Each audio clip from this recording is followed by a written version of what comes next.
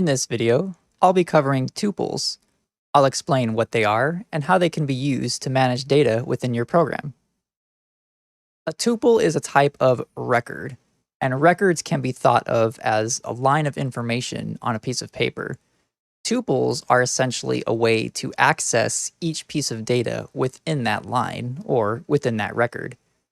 They store data anonymously, and there's no need to name the fields in your tuples, unlike a struct or an enum where each field or variant has to have its own unique name. They are useful to return pairs of data from functions, and they can also be destructured easily into variables. So let's hop into an example and see what all this means. Here we have multiple pieces of data being created in order to help illustrate the example of tuples. First, we have an enumeration being created called access with a single variant named full. Next, we have a function called 123, and we're returning 3 separate values within a tuple. So right away, we can see that we have 32-bit integer 3 times, and it's a tuple because it's surrounded within parentheses. And as we can see, we return 123 as a tuple because it's surrounded in parentheses. So let's see how that works if you were to use this function. On this line, we're creating a variable named numbers. We're setting it to the value of this function, 123. So this function returns a tuple with 3 values, and they will be populated into the numbers variable. On this next line, we have what's called destructuring.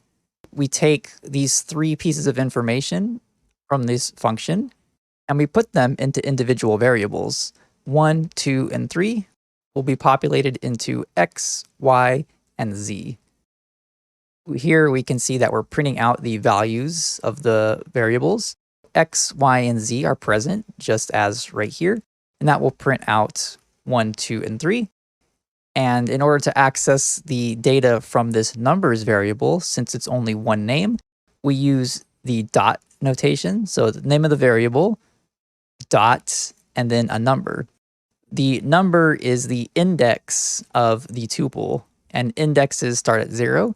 So the first index is 0, meaning it'll access this first piece of information here, which is a 1. So that'll be 1. The next piece of information is number 1, and the last piece of information is number 2.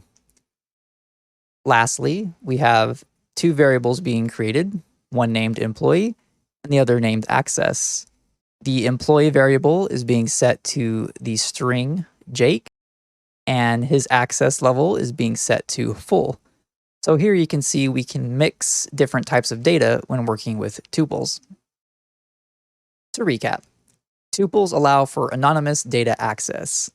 They're useful when destructuring information into multiple variables, and they can contain any number of fields. However, you will want to use struct when you're working with more than 2 or 3 fields, as this will help keep your code a little more organized.